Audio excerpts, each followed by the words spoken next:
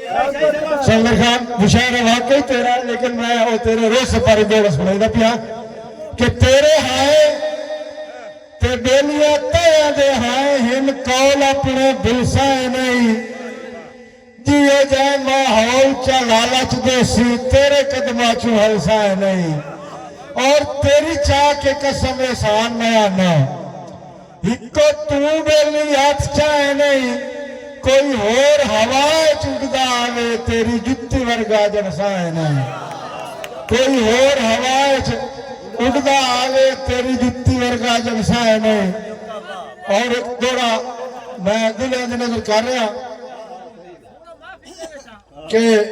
अल्लाह पाक जनाब को लंबिया देवे जिंदगानियां जींदा वक्ते तेरी जात तो 100 को वाटियां गुजरन परेशानियां जींदा वक्ते और हर मुश्किल विच एहसान होनी आसानियां जींदा वक्ते मैं तेरे जीवन कान दुआई मंगना मेरे जानिया जींदा वक्ते। और जिस शहर में दावा दे रहा साडे मुल्क के बहुत बड़े नामवर शायर जिन्होंने बहुत अच्छे अच्छे गुलकार गाया है तकरीबन हर कोठी के सुने जाते हैं हर बंगले के सुने जाते हैं पखियों के सुने जाते हैं जिथे देखो उत्थे इन्हों का नाम गूंजता है।